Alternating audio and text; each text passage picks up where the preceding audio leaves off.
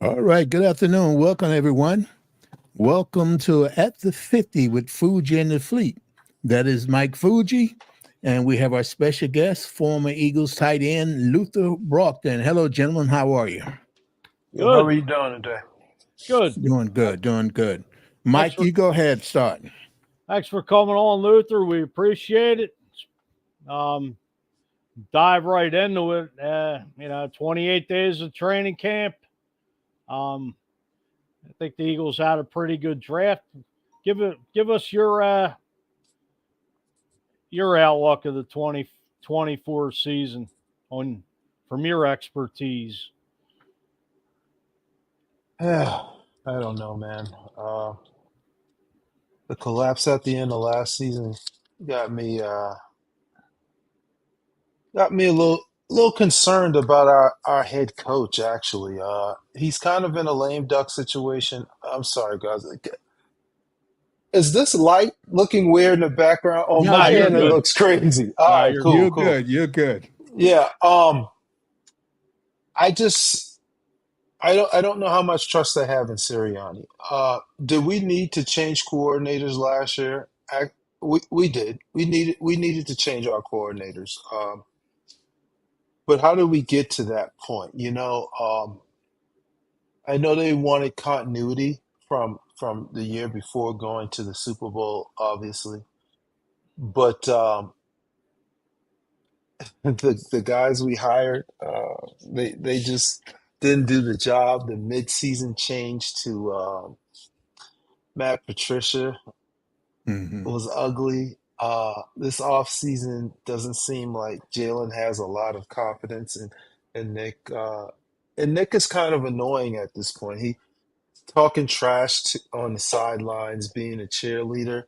He just, I don't know how much confidence he instills in me. And I'm not trashing. I'm not trying to trash him or whatever. That's just my thought process right now. It's I'm wondering if he's going to lose that locker room at some point. I don't know. I know this is Philadelphia. The fans are tough. It's going to be, and we love it. We have tough fans, and sometimes we're over the top. Sometimes we're pretty ridiculous, right? And I just don't. I don't Exactly. want to sound ridiculous, and I really don't think that's a ridiculous uh, thing with some of the fans who have kind of an issue with Sirianni. Hmm. Mm. The outlook on 2024, I'm a little bit worried. The roster is a good roster. The Right. roster was a good roster last year. Right. Um, Now there are some places that we really just didn't do any upgrading in the offseason, primarily the middle of the defense. We didn't do much in terms of the linebacker position last Hmm. offseason. I know we tried to fix it this year. Um, Bradbury dropped off of a cliff. Listen, everybody was happy that Bradbury re-signed. Nobody expected him to drop off of a cliff. Right. Right. Right. You know older players are gonna decline, right? But Hmm. good grief, he went from all pro to all couch almost, you know? Right. So Right. Now, do you think that had a lot to do with the coaching as well? I no, I don't think the coaching will make a player completely drop off of a Okay. cliff. I think coaching can affect your play, your scheme, and whatnot. But individually, you've got to do your job. Even Hmm. with some bad coaching, you can have guys doing their job. And as a veteran guy, it's just he was constantly getting abused. I just remember watching that Seattle game, and I was embarrassed. We Hmm. still had a chance to get the one seed in home field, and they just went after him over and over and over as if he was a rookie out there. Right. So on the flip side of the ball, the offense,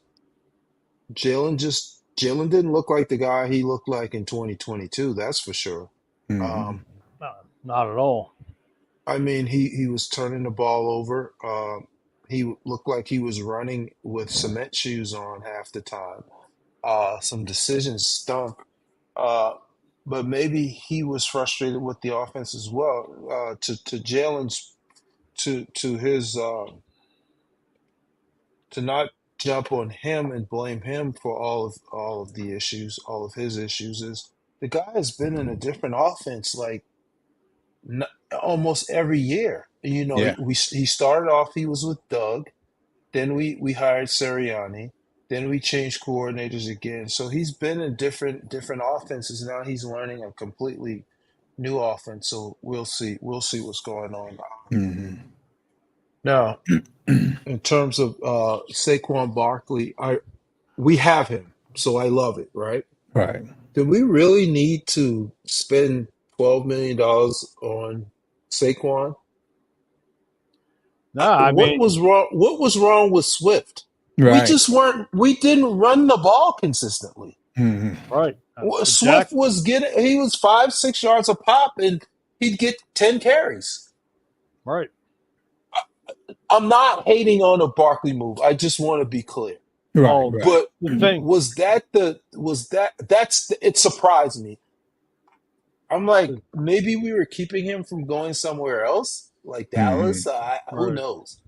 But I was like, why wouldn't we just re-sign Swift for less? Less. Right. Hmm. But Barkley behind a really, really good offensive line. It's going to be interesting to see what we do. So Well, the thing, not to cut you off there, I mean, thing of it is, are they Barkley was a great pickup, but are they going to utilize Barkley right? I mean, or did you just bring him in for pass protection? Is the question. I mean, Jalen likes to take off if everybody's covered downfield, and he's going to use his run with his legs first. Now he's got a better situation with a running back caliber as Barkley. Is you my say, are we going to just use him for pass protection? No, I said, did they just bring him in for pass protection when What, he's what? Barkley for pass protection? Nah, I'm saying I said hopefully they didn't just bring him in for that. That's what I'm saying. Barkley Right. for pass protection?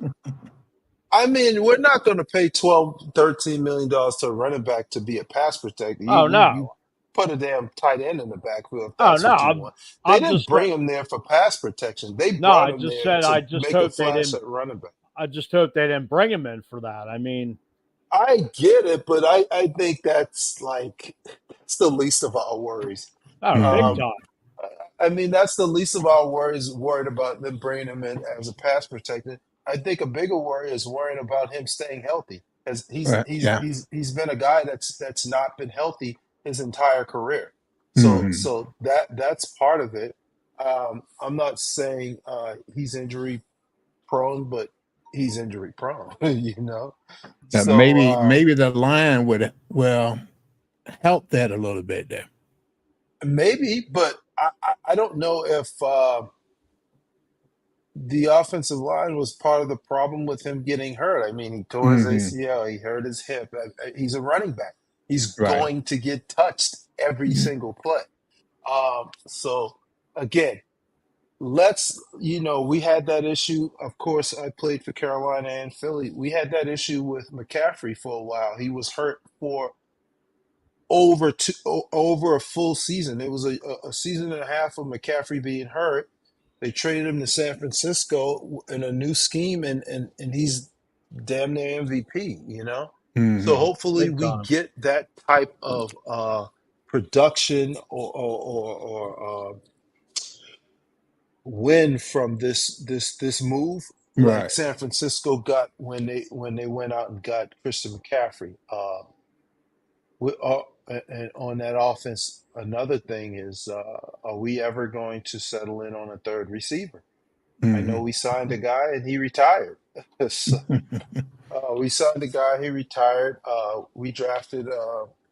We didn't draft anybody higher in the draft, and I haven't been really paying attention to a lot of the mini camp stories and all that because it Mm, just doesn't.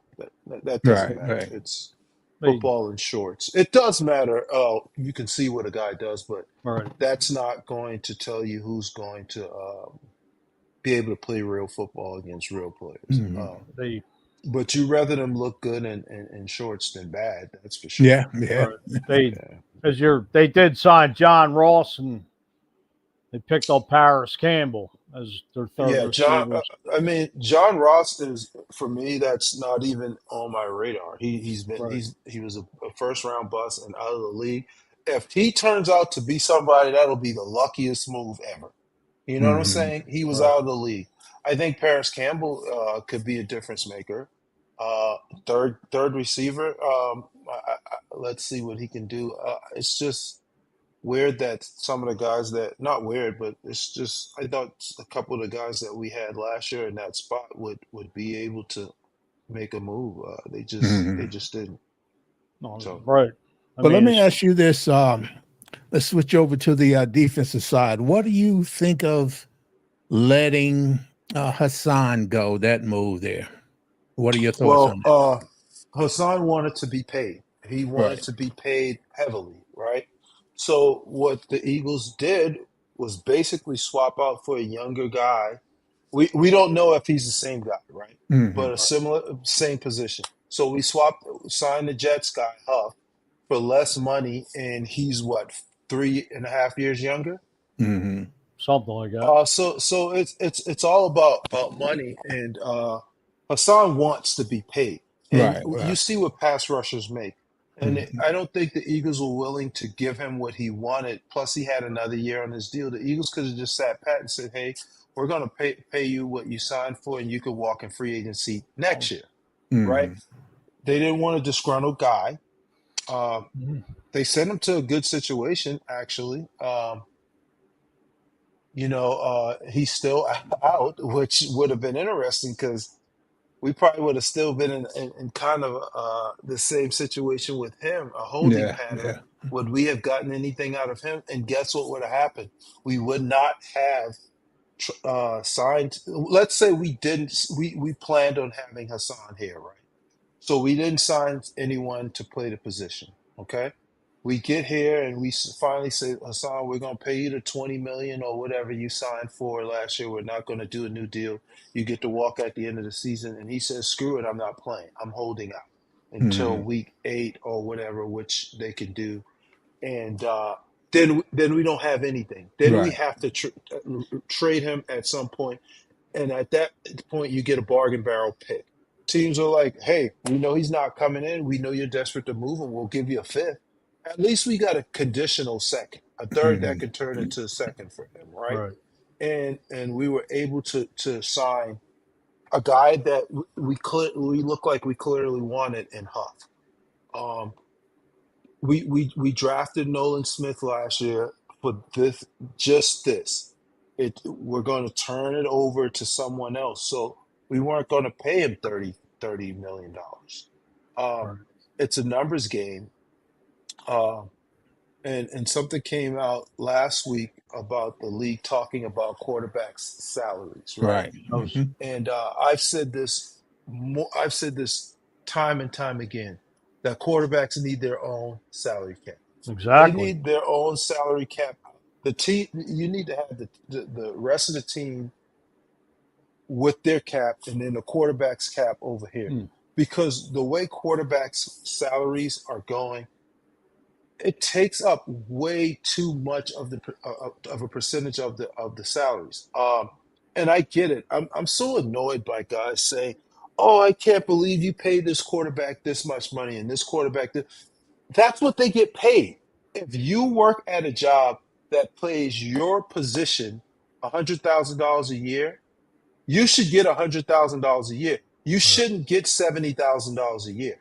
If starting quarterbacks are making 45, $50 million a year, you should get 45, $50 million Hmm. a year. Is Jalen Hurts Mahomes? Is he a Brady? No, he's not. Did they make that much money? No, they didn't. But they played at a time when that's not the salary. Now Mahomes is still Right. playing, and he just got paid again, and he's going to continue to redo his deals and be the highest paid, which he should be. Um, I mean, you look like last week, Trevor Lawrence signed for an enormous amount of money, but Too. what was Jacksonville going to do? Were they going to let him walk and rebuild? Mhm. No. They were going to just pay him starter money. It's the same as the NBA. I heard people griping yesterday about Scotty Barnes getting paid $50 million a year. He's a free agent. He's an all-star. He's their best player. He gets paid the max. That's what they get paid. And somebody was like, "Well, why would you pay that guy that much?" And I'm like, do you realize backups in the NBA make eight figures? Mhm. Backups make eight figures. Starters are going to make 25, 30, 40, 50 million. Why? Because that's the money they generate. It's not like they don't generate the money and the team is poor. Look at that enormous, incredible these TV deals that the NBA just made. Big time. It's no issue to pay a guy $50 Right. million a year. Mhm. The money, the teams, fans like, and I'm not saying I know more than everybody else, but some fans act as if they're paying the money out of a pool of money that's poor, Right. Right. and they're not paying the money out of their split. Some fans seem to think that the players shouldn't make that much money, and just because, right? Where would the money go? It doesn't go to the owner. The owner makes a specific amount of the money. If the league is making $1 billion a year, you're going to split that $1 billion amongst the 30 something teams. The owners are going to get their 51 or whatever it is. The players are going to get their 49 or whatever it is. But if you're generating $50 billion in revenue, it's the same split. It's just the percentage. Now, me as a backup tight end in the NFL, I didn't make a ton of money. Nowadays, I would make more money. And for someone to say, why are they paying Luther $900,000? It's damn near the minimum. That's Mhm. why. But if it was 1997 when I played, $900,000 is what stars made. So, with all that being said, I said all that to say this: we just had to re-sign our quarterback. His extension is going to kick in, and we have to make do on other parts of the roster. We couldn't pay Hassan Reddick, who was getting ready to hit 30 years old, Mhm. it's 30 something million dollars if we could sign a younger, similar guy to 20 or whatever the guy made, and he's younger. Will he pan out? Hopefully. Is he going to have the same effect as Hassan? Doubt, but if we can get 90% of it, then that's great, you know? So that's part of why Hassan's not back. Um, I'm gonna miss him. I love the guy, Oh, but I Yeah. get Yeah. it. I get it. You know, no. I'm not gonna be in that man's pocket saying he shouldn't be asking for top dollar. He should. Mhm. Dude, 27 sacks in 2 years. this thing doesn't last long. This thing doesn't last long. And Right. and he should maximize his value while he's at the top of his game. Mhm. I get it. I'm gonna miss him. I wish we could have paid him. And part of that is because we paid Bradbury last year and he's eating up a lot of money. And we were all happy. We were like, "Oh man, we're going to lose our starting corner." When he re-signed, we were happy. And the crazy thing is, he took kind of less than market. Market is Mhm. market. So I don't know, fellas. I think our roster is really, really, really full. Right? I Oh, think our roster, in terms of talent, great talent. well, these D backs. I'm I a mean, little bit concerned about our head coach. I ain't gonna lie. I just oh I'm no, I'm I'm concerned about the direct dude. He's about to be a lame duck coach. Like he's not extended or fired. It's almost like he's coaching for his job. That's never a good Mhm. situation, man. oh, Right. Right. That's never a good situation because you're gonna make some decisions knowing like you're desperate. I need to save my job. So I don't know. And that's I'm not going to be in the I, interest of the team. it's not necessarily in the best interest of the team. That's what I was trying to get at. on a short Look, leash. I would love 2 years ago. I said I did not like Jalen Hurts. I didn't think he was going to be good. He makes too many stupid decisions. Blah blah blah blah blah. And 2022 happened, and I was completely wrong and awesome. Right? I hope I'm completely wrong about Sirianni. I have no problems being wrong because what I'm saying doesn't even matter. It's just my opinion, Well, right? Mhm. well, And I would love for my opinion to be absolutely wrong. well. This is 6 coordinators in 3 to 4 years, and you know, Yeah. like you said, I agree with you. I believe Sirianni has one foot out the door because if this team stumbles out of the gate, he's getting the hook. I see Kellen Moore being the interim coach because you figure when they before they hired Sirianni, they interviewed Kellen Moore for the head coaching job. So I agree with you there. I don't think I don't think Nick Sirianni is a good fit for Jalen Hurts. I it's just heckling Giants fans, Chiefs fans, whatever. And like you said, I some of just the don't stuff he like says that, is man. stupid. It's stupid. I don't like the head. You're the CEO of our thing, man. Right. You're getting into it with fans and you're talking trash. You're all in the camera talking. I'm like, dude, you're the head coach. I know you're youngish or whatever, and I'm sitting there like cringing. Look, Right. if he wins the Super Bowl, then do what you want to do, right? We were that Mhm. close, but I still Mhm. don't like it, man. I I I, Yeah. I don't like some of the things, man. I'm sure he's a nice enough guy, but some of the No. things I'm like, ah, Hmm. man, that's Well, that's kind of I know what's. you got to go here in a few minutes. I want to ask you a few Mhm. things before you get out of I here. still got a few more minutes. Okay. I got extended. My son, I Okay. gotta take him someplace. My wife texted me and said we got a little bit more time. All right. Well, what I want to ask you back in 2000, Hmm. that's the year that I started with the Eagles, and you was there that year. And my question to you, what was it like playing with those guys, Donovan, Dawkins, Trotter, and how did it feel to play with guys like that? Oh man, it was. I'll tell you. Let's move back a little bit. When I got Hmm. drafted in '97, I'm a kid from a small school, man. Right.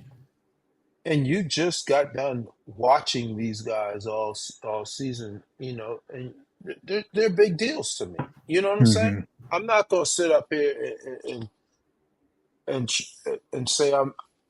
Some guys can't. They don't want to admit. I'll admit it right now. They were big deals to me. I wasn't intimidated, but you walk in and you're like, "Yo, that's the Hmm. dude, right?" But you walk in and you walk in the locker room and you see these guys that I played at the time it was Division 1 AA, not FCS subdivision or whatever it is called now. Hmm. And that was like a huge step up for me. And you walk in and you got Bobby Taylor on one side, Hmm. you got Troy Vincent over here, you got Dawkins at safety, and Z was there at the time, Mike Zordich.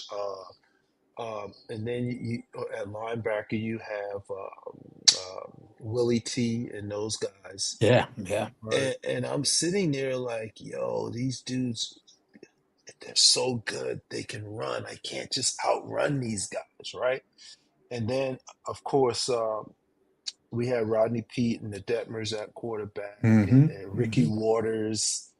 You know, like these guys who I've watched, and I'm thinking, man, this is gonna be good if I can get myself together. I can be a Right. part of this thing. Hmm. So let's fast forward. I go to Carolina, get traded back to Philly. Andy and those guys traded back for me. We get there. They had just drafted Donovan, and so I got traded right after training camp, and Andy wanted me to work, get some work after practice. I hadn't worked with those guys. I need to work on, I did come from same type of offense each year. Every team I was on ran the West Coast offense. So the Hmm. transition was easy. in terms of the terminology, but still getting some work in their terminology, getting Donovan some reps because he was a rookie. And at Right. that time, Donovan and I working out together a lot. That was my guy. Like we became Hmm. super tight. Like matter of fact, texted with him last week, just shooting the crap.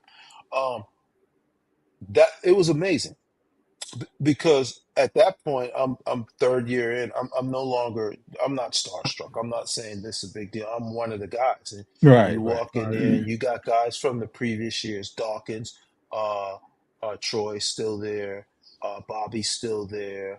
Then you got Trotter. Trotter is there. Was Trotter there my first? No, he wasn't there my first year. He was there when I 98. came back. 98, yeah. Trotter came in 97. Then you got Trot's there. You got Troy, Bobby, Al Harris, and Al was there with me. Came in together same year, Hmm. 97. And you got Alan Rossum over there. That secondary is just Right. deep. And then Hughes there. That's my guy, man. Hugh Douglas, Hollis Thomas. I know I'm missing a lot of names, but that team Irv, was loaded. Deuce was still there because Oh yeah. Deuce came. Oh yeah. We came Irving, in the same draft. Again, South Carolina guy like myself. Irvin Fryer Irving was there. Fryer. I don't think Mhm. Was Irv there when I came back. I don't think Irv was there when Nah. I came back Nah. with Andy Mhm. Reid. Chad No, Lewis. that was not. Yeah. Irv Chad was wasn't there. there. Well, Chad and I came in together. We were Yeah. the Oh, same okay. year. Chad came back. Chad and I both came back that year. I came back Hmm. before Chad. Chad was in St. Louis and hurt his ankle and was out for most of the year. Chad came back. Jason Dunn was there, who was there when I was. Jimmy Johnson. Jimmy was no longer there. Okay. Jason wasn't there either. Jason went to Kansas City, so it was me. It was young guys. Me, Chad, Jed Weaver. That's who Right. the crew was. Me. It was me and Jed, and then Chad came in. I forgot who the other guy was, but it was good. It was a good group. Oh, it was Irv Smith. I'm calling Ed Smith, Irv's brother. Ed was there. Okay. Ed came Okay. towards the end. Yeah. Ed Smith. So we that tight end group was a nice close knit group. We had a lot of fun together. Of course, Donovan was not emerging yet. He was a Yeah. rookie Yeah. Yeah. getting going. But at Matter of some fact, he point, took over for in Doug in the practice, middle of the season, right? we knew. I don't even know. I don't even think he fully took over by mid season. He was Hmm. there was still Andy did a good job of letting him learn and not just throwing him in the Right. fire. Right. But we knew we could see, and it's like, yeah, yeah, this dude, man, this dude got something. Hmm. Um, and it was cool, man. When you're in it, you don't realize the massive amounts of talent that's around you, and you go back and look. and Right. and you're playing with a Hall of Famer, one I played against in college too, and he was playing 25 miles up the street. Dawkins Hmm. was at Clemson. You don't know you're playing with the Hall of Yeah. Famer at the Yeah. Right. time, but you know he's that dude, right? You know in practice you're calling home, talking to your best boys from college or your cousin. You're saying, man, Dawkins is better than we even thought he was. Hmm. Stuff like that. And I remember talking to my cousin and I'm saying, we got guys that are backups on our secondary that'll start anywhere. And he's like, whatever. I'm like, dude, Al Harris is the real deal. And people Hmm. didn't realize how, we know now. But Right. Yeah. I'm like, Yeah. dude, Al was like our fourth guy. It was like Al and Allen Rossum. They're our nickels. And I'm like, man, they're going. I wasn't there when they went to the championship game or the Super Bowl, but I knew that team was. They were going someplace because Speaking we of had that, talent. We had a ton of talent. speaking of that, they played the Panthers in that NFC Championship game. How did you feel? So let me tell you what happened. Right. So that was like my first year out of the league, and Hmm. I'm still thinking that I could still play. Right. And the two teams playing the championship game are playing with tight ends that I played with, competed Hmm. with And in my mind, I'm thinking, man, I should be on that field. I'm just Right. as good as those guys, right? And that's the mentality you should have. Hmm. If you Right. don't have Right. that mentality, like you're going to get ran over. And I wasn't going to the game. I was like, whatever, I'm not going to the game. Donovan calls me up that morning and he's like, hey, man, you going to the game? And I was like, man, he's like, I got 2 tickets. I got 2 extras. And, they're Donovan seats. So they're like great seats, right? Hmm. So I'm kind of seeing this girl at the time. We're like friendly and we're like, I'm like, you want to go to the game? And she wasn't all into football. She's like, I don't care. Let's go. I'm like, Hmm. it's the NFC Championship game, right? Right. So we drive down, park. Or did we catch the train? I don't know what we did. I was living in South Jersey. And I'm walking to the stadium and I didn't want to go for the Hmm. same reasons. I'm like, I just don't want to see these. I should be on the field. I felt some type of way, right? Right. Right. Right. And it's super cold outside. I'm like, and I'm not into it. I'm not, usually when it's cold, you tailgate at an Eagles game. You're not going to Right. be Right. cold for Big long because Absolutely. time. you're going to put some type of beverage in your system, right? Hmm. I'm not even drinking. I get there and people are like, you got tickets to sell. You get to, you know how our fans are. Yeah. And Yeah. everybody, I'll give you 400, I'll give you 500, I'll give you 1,000, I'll get, and she tasked me, and she's like, I really don't want to go. You should. And I was like, whatever, right?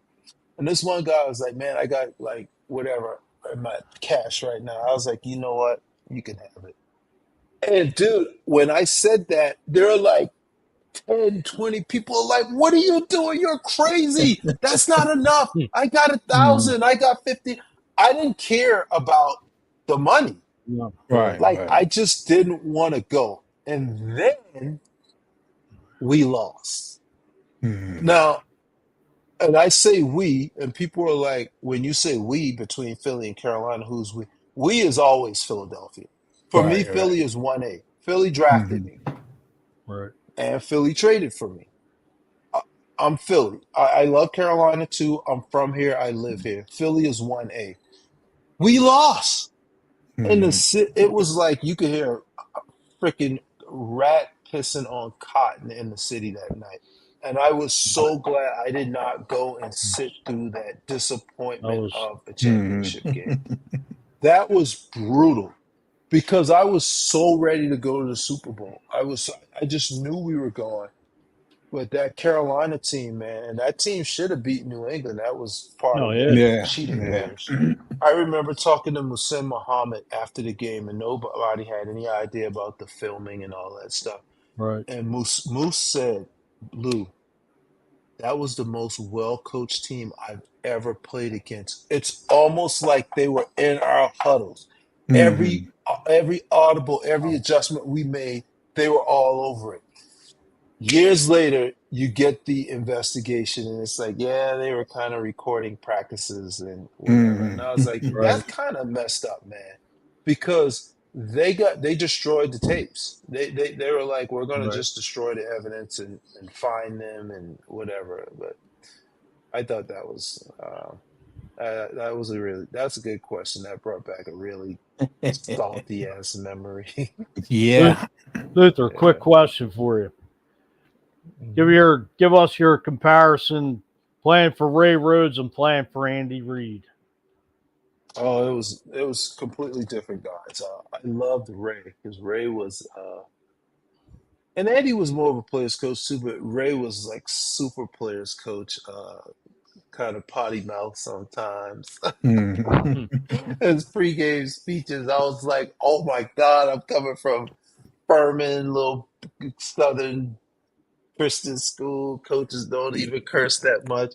And then you go to pregame with Ray Rose, and it's pure comedy because he's getting you hype. Um, Hmm. Were you there on the Eagles and I when loved him. when Andy made George Hageman I was the not sled there. drills? No. Everybody asks me about that when I do an interview, and Right. I wish I was there because It must have been a big deal. I was not there. I got traded right before the season started. Right. Andy's first year, I missed training camp, which I heard was brutal.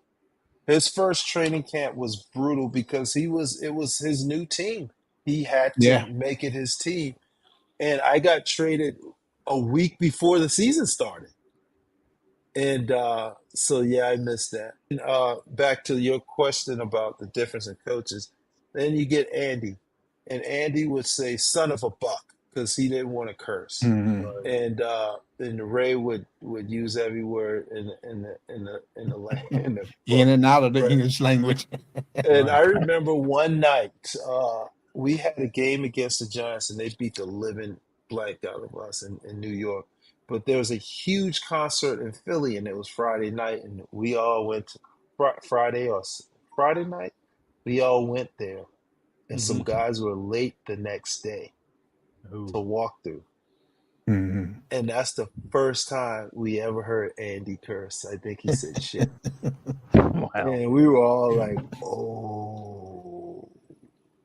God, this is gonna be a big deal. But yeah, man, Andy was a player's coach, but he held everybody more accountable. Like Ray was like a granddad. You know how the granddad is. Like Hmm. Right. you got your rules, but he's like, all right, son, I'm not gonna tell your mom on you. Like he let some stuff slide. And I Mm-hmm. think guys took that inch and turned it into a whole mile. You had guys like that. So Right. but still a good coach. I'm not trying to denigrate Ray in any way. It's Right, just a right. difference in styles. Right. Yeah. Well, Yeah, yeah. I never got to be around Ray, but I was around Andy his whole tenure here. Like I said, I started with the Eagles in 2000. As a matter of fact, I'm Hmm. still there as their team driver. So Oh, I knew a little about you, not a whole lot, but all I those was there. guys, Donovan, all those guys, I was with them all these years Yeah, here, you man. were with them for a long time. Yeah, Yeah, I was at the beginning of that. If you were there 2000, I only had like 1 year with yeah, you. yeah, yeah. Yeah, Right. oh one. Mm-hmm. Well, Yeah, I listen, man, miss I living up there, appreciate you. man. We Of course. Yeah, like to man, have that you was like to have you back on, sometime during the season. yeah. If you're Just reach out to me and maybe we carve out a little bit more time. It's good time of the summer. My son right. is going to sixth grade, so he's finally starting tackle football. So Okay, Okay, nice. okay. Good we're luck to doing a him. lot of stuff now. Yeah, I know. I didn't think I was gonna let him do it until a few more years from now, but you got to Right. get him started in Pop Warner at some point. I can't have his Mhm. first year playing football being varsity. Yeah, Right. yeah, Yeah, he does yeah. all that flag Speaking stuff. of sons, what is your opinion on Trotter Jr.? How you think, based on what he's done in college? I'm gonna cut you off. I'm a Okay, huge Clemson fan. okay. If you guys don't know, I grew up a huge Clemson football fan, a huge Hmm. Tar Heel basketball fan. I've been watching Jeremiah Trotter Jr. for the past 3 years, and I want to see what the scouts have said. I want to know why. I have no idea how he made it to the fifth round. Was he Right, a right. fifth round? He Big was time. pick Yeah, fifth round. 155, right? Yeah, Mm-hmm. that's I the was same picked as you. 150. I was picked 155. 155.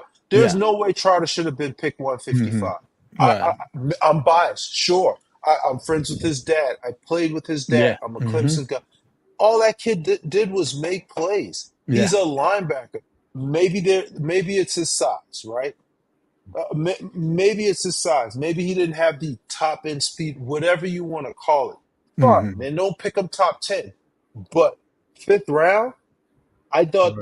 I thought that was low. I thought we got a steal. Listen, I wanted a Clemson linebacker in the draft last year. The kid that Hmm. Baltimore drafted, Mm-hmm. he's from Charlotte. I can't remember his name. It's killing me. I wanted us to take him last year. Watching a lot of Clemson. Uh, Hmm.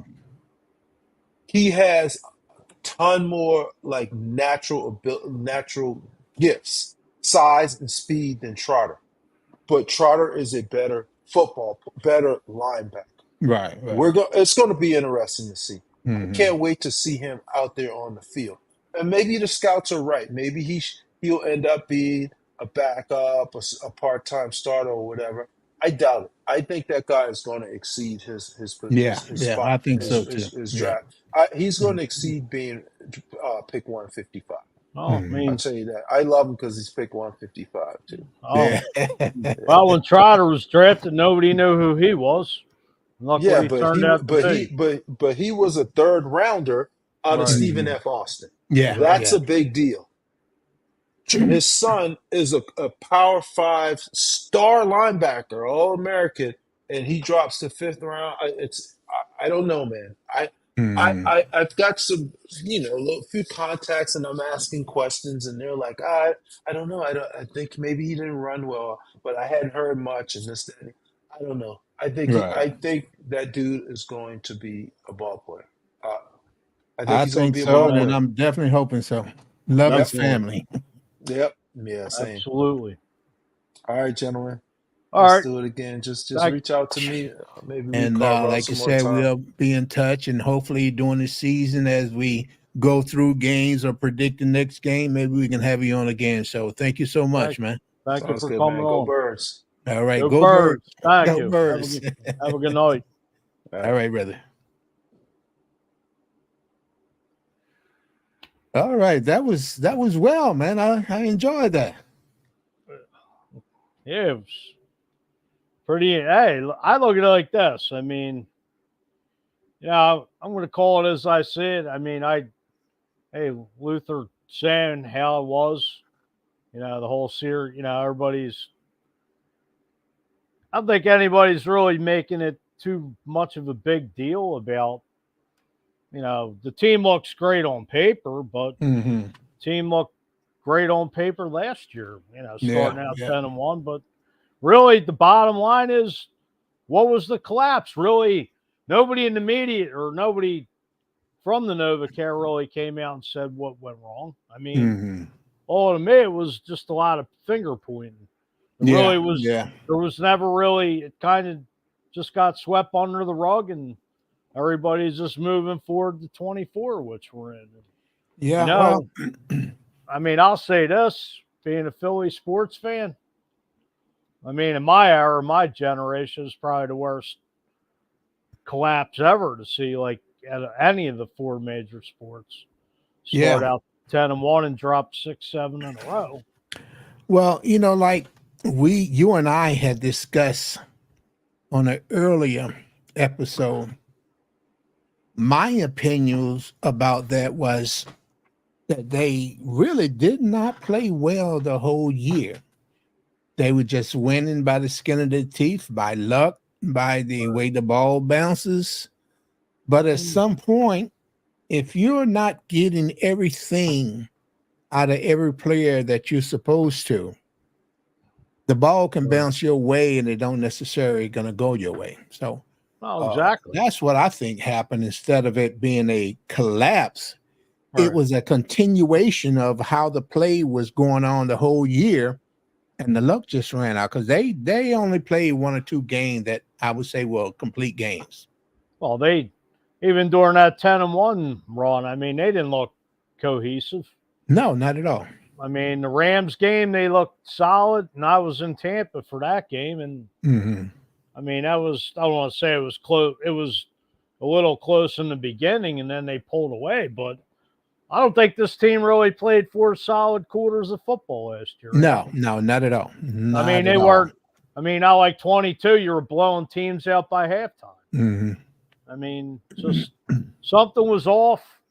And like I said to Luther, Sirianni's not the coach for Jalen Hurts. Right. He's just not, he's not like Andy Reid is with Mahomes, or, he's just not that. And honestly, Jalen Hurts is taking a lot of heat, but I think he's just telling it like it is. Honestly, I mean, if you go back to the end of last season with the press conferences, I just don't think they're on the same page. And I mean, Sirianni, it's 1 foot out the door. And I hope we're Mhm. all wrong, but that's what it just seems like it's coming down to. Well, let me ask you this. There was a thing that came out, I guess, a week before last, Right. before the OTAs ended.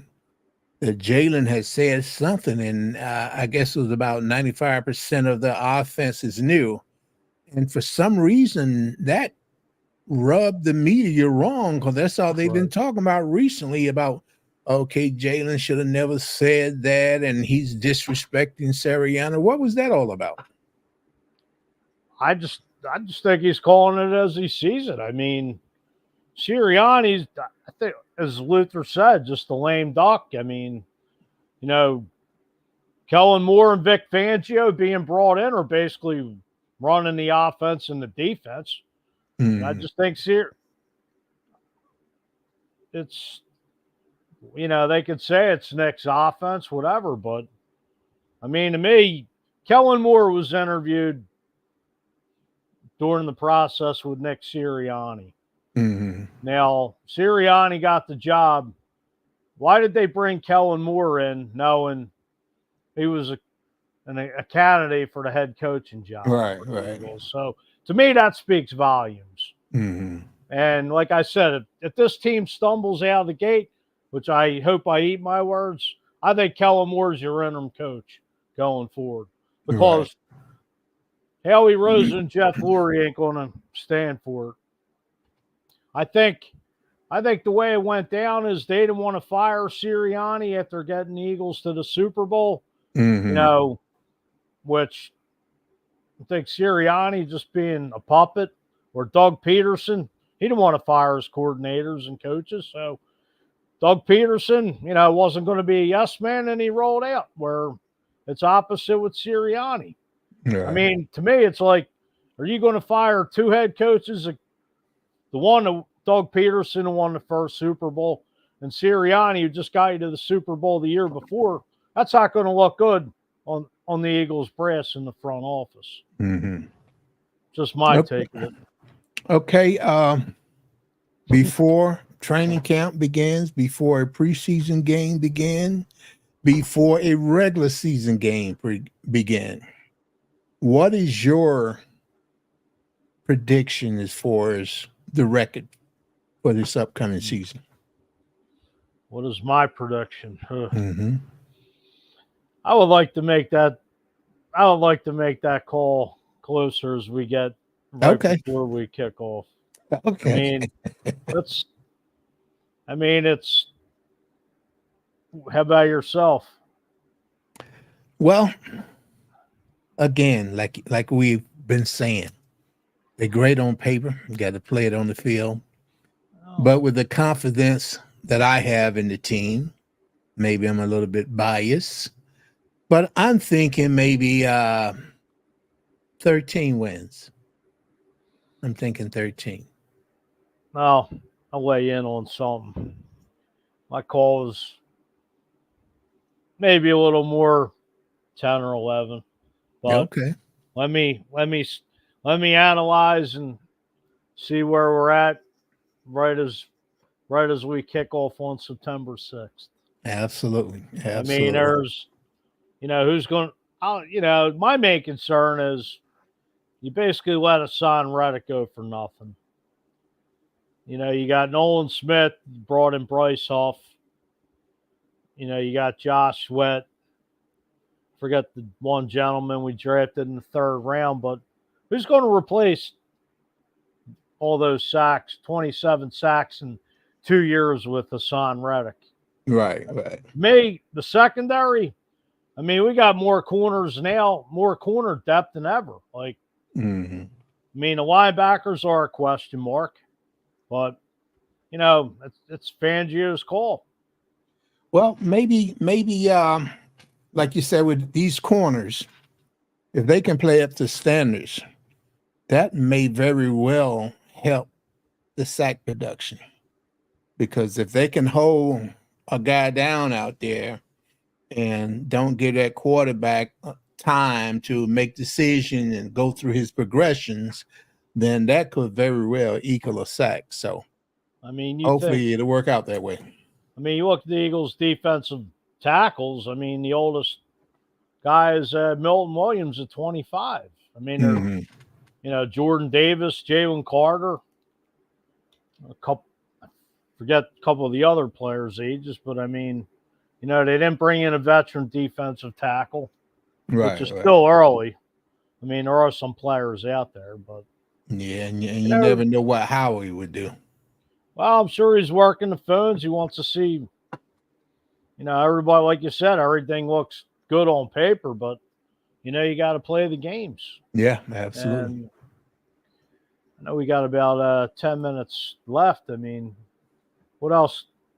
We actually did come out today from ESPN that the Eagles are finalists for Sports Humanitarian of the Year. And, you've been with the Eagles, you see them, in the community doing a lot of great things with the organization.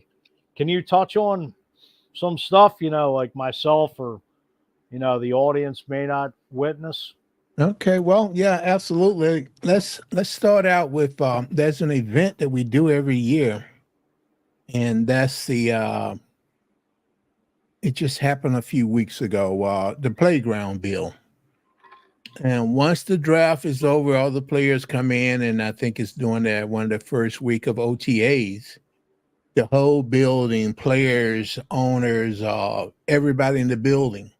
We go out to a school in the undeveloped community and rebuild the playground so the kids will have something, nice to play on, a nice area, nice building, freshly painted building, and a good playground, things of that nature.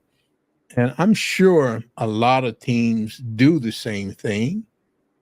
But being that I'm here with the Eagles, see what they've done. I've been doing it with them. I've taken them to these things for years. And so that is a great thing that they do for the community. And also with this autism thing, they have raised millions of dollars for the autism thing. They have their bike run and the race every year. And so they really, really do a lot in the community. And there was one a couple of years ago, I think it was somewhere here in South Jersey, maybe Cherry Hill, where they had replenished the football field, new turf and everything, So they do quite a bit out here in the community. And a lot of time they use my buses, and I get to go along with that, witness that, or be a part of that. And it's just fantastic to see that this team does these kind of things in the community. And even this weekend, I'm down in Wildwood at the Barefoot Country Music Festival. I took the Eagles cheerleaders and the drum line down there. Now, even though they're just making an appearance, but still, this is a country music festival, and the Eagles are so into the community, not just the Philadelphia community, but in the NFL community, period, that in a big music festival like this, they wanted to have representation from the Philadelphia Eagles out there. Right. And so we was out there Thursday, Friday, Saturday. It's supposed to have been Sunday, but they canceled Sunday. But it was really nice to see the drum line and the Eagles cheerleaders out there. And they actually performed on stage with some of these big country stars. Okay. And so it was another thing to where the Eagles are represented very well, no matter where they go or what event is going on. There is a representative there from the Philadelphia Eagles. And I think that is just outstanding. Well, tomorrow, Jason Kelsey's doing his annual charity event down the Ocean Drive in Sea Isle City. In case anybody didn't know or wanted to go down, I know not Brian Dawkins. Brandon Graham was there last year. I think Landon Dickerson, of course, Travis will be there. Seems like what they've been doing it 2-3 years now, and it seems like that's just growing leaps and bounds. Year after year, people waiting outside for hours, Right. just to get in there and get a glimpse or get a picture, an autograph with Jason Kelsey or whoever else. Which is it's a great thing. It's all for charity, and as you said, it's bringing the Eagles are out in full force in the community, which is incredible. Absolutely. Absolutely. And speaking of charity, I want to put this out here. You had talked to me about it the other day, but you and we're going to working on some things where during Thanksgiving and Christmas, we will be able to have some type of drive, Thanksgiving, maybe a food drive to serve some unfortunate families, and maybe during Christmas, some toy drives that serve some of the kids in the community that otherwise wouldn't be able to have some things. And so if anybody's out there watching this today and you want to help us out, hit us up on Facebook and let us know what you can do to help us to get this thing started, because it's not just about you and I sitting up here talking behind the mic, but as you said, you've always wanted to do something to help people, and I'm with that. So we're going to try to get that going, get that happening. Thank you, Al, for putting it out. I mean, it's in these times now, I mean, the economy's very high. I'm sure some parents are working 2-3 jobs just to make ends meet, and it's a struggle for a lot of people. Yes. And a lot of people don't realize that as I said, you got to make ends meet. You got to feed your family, take care of them, clothe them. Giving back's the best thing. Absolutely. And I appreciate you putting that out there. But if anybody knows of somebody or any organization, looking for that type of stuff, please reach out to us. Yes, indeed. And I've already reached out to a couple of people that I know that really specializes in this. And so just to get some advice from her to help us to get started, because, anything that we do, we got to start at some point, and you and I don't know a whole lot about it, but we're going to search for some help and we're going to get it done. Absolutely. I want to touch on one thing before we get out of here. Okay. I know some fans may know him. Played for the Philadelphia Eagles, the gentleman I have on my jersey. I'd like to take my hat off to number 99, Jerome Brown, who passed away 32 years ago. One hell of a player. It's a shame the younger generations didn't know who he was. The guy was a player ahead of his time, played with Reggie White, Seth Joyner, Eric Allen, Randall, and the names could go on. But take my hat off to Jerome Brown, one of my favorite top Eagles. In your memory, I had a plaque that said Jerome Brown, gone but not forgotten. So God bless Jerome, and over to you, Al. Absolutely. Now, today is the anniversary of his death, correct? Yes, sir. Okay. 32 years. Yeah. Okay. I wasn't fortunate to be around at that time, but I know a lot about him, read a lot about him, and a great man, great player, and gone too soon. Absolutely. Okay. Well, Mike, this has been great. We both was nervous in the beginning. Yeah.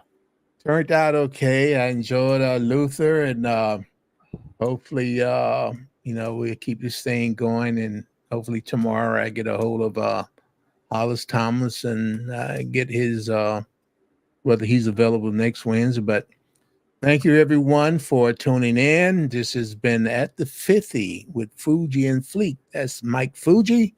I'm Al Norfleet, and we thank you for listening. Thank you. Have a good night. All right, you as well, Mike. Thank you. Take care, everybody.